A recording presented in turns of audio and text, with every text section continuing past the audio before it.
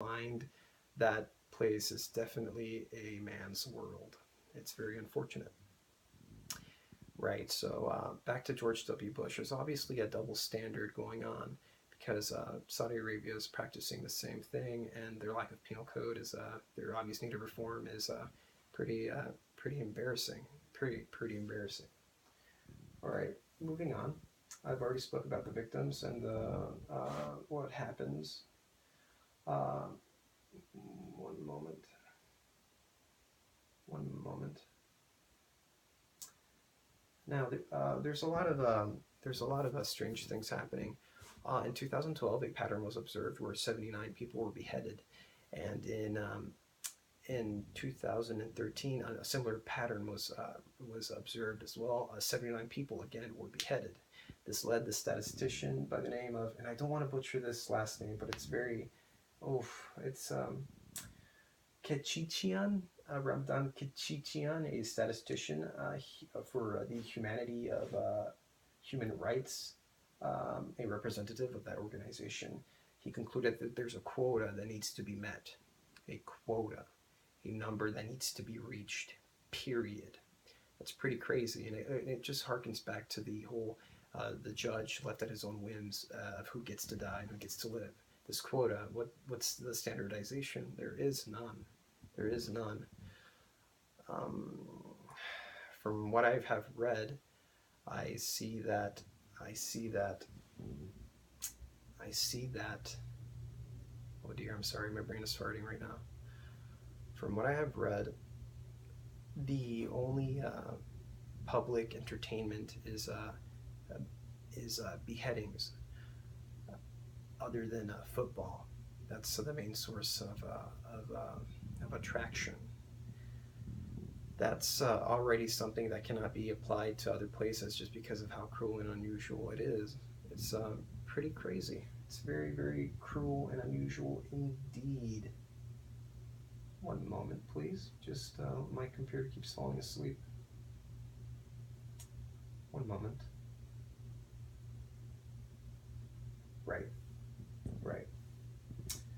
So I've already talked about the double standard. I've talked about how there's a blind eye in Saudi Arabia because they are a valuable ally to the fight against ISIS. It's a lot of cool stuff. I want to talk about perspective and what can be gathered from an unbiased perspective, different kind of view. And it's very very difficult for me to have perspective on this because I feel like I'm feeling culture shock. However, I don't think that's the case because I'm looking at this through a clean set of eyes and seeing how it can be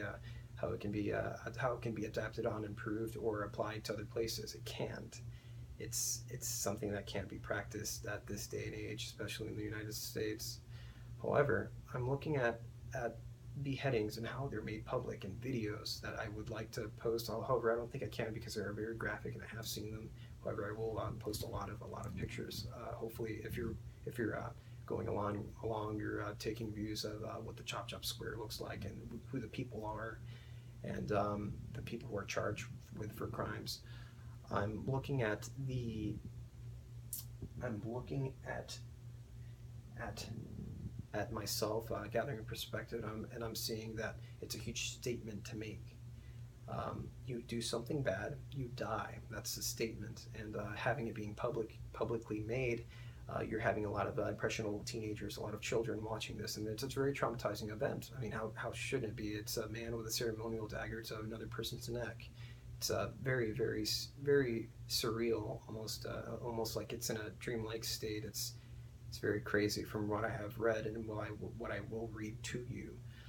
Um, you do something bad, you die. That is a statement, and if there's something that can be grabbed onto, can be adapted from, is that statement. You do something bad, you have to die. The cosmos themselves demand your death if you hurt someone, if you kill someone. However, dear, it's very difficult to not sound unbiased because this is performed very incorrectly. Most of the crimes that they're being beheaded for, these victims, oh, I'm sorry, no, please don't throw me into a gulag. I'm sorry. These criminals, they're in there for nonviolent crimes, adultery, political dissent, or for the people who need to be silenced, Sorcery? Hmm. They're non-lethal crimes. However, here, if you are first degree murder, you can, if the context is there, you can receive the death penalty in places like Texas.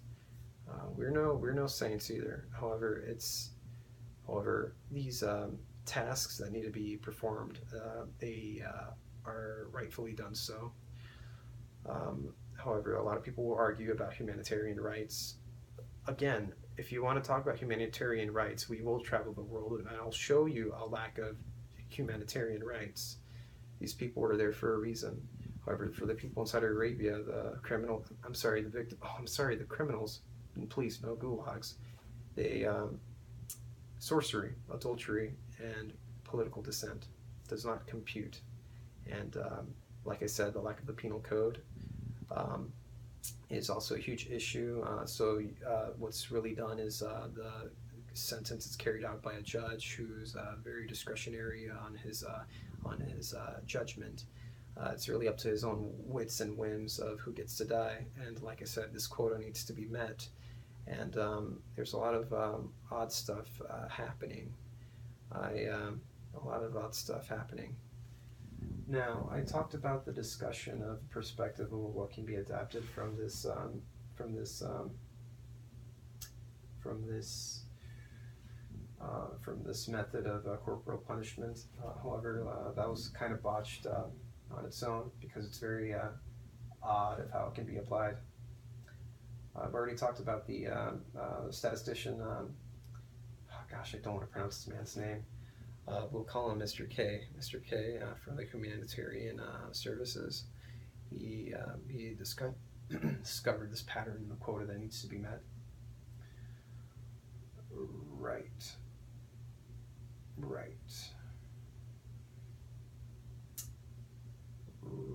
Righto. That's going to conclude my my PowerPoint, and hopefully you are a bit wiser as to comparisons between what happens in the United States and Iran, and the United States. Hopefully you see some things that need to change. Back to the German fella, his consequences, the things that he did, that really was very deserving of the punishment that he got. The Tunisian fellow, he also was very deserving of what he got. However, the activist by the name of oh dear, these names are very, very difficult. He's an activist cleric of Shiite religion of the Muslim faith, Sheikh Nimr. They convicted him of inciting violence in his speeches and supporting unrest in the eastern province of Qatif. And he's awaiting a final ruling. He may die. He may be beheaded. He's not a violent offender. He sees something wrong with the system and something needs to be changed. And I'm very thankful that I live in the United States. I love Saudi Arabia. I've been there. It's very, very cool. I traveled United Arab Emirates. I've been to Dubai. Beautiful people, beautiful culture, beautiful religion. However, there is something broken, and if there's something broken, people have to observe this and say, "Hey, this needs some serious reform." I am a firm believer that there should be a serious separation of church from state. Hopefully, that gets practiced there in the future. Thank you very much for watching. I promise I'd keep it short and sweet, but I'm going up to 17 minutes. I should probably close this off. I hope you enjoyed my PowerPoint. I hope you followed along well. It was very difficult for me to do this. I'm not good at this, but hey, I'm doing what I can. Professor Ward, thank you for your responses on emails. They're usually very snappy within the next day, very quick. Thank you for that. Thank you, sir. Have a wonderful day. All right, let me just boop.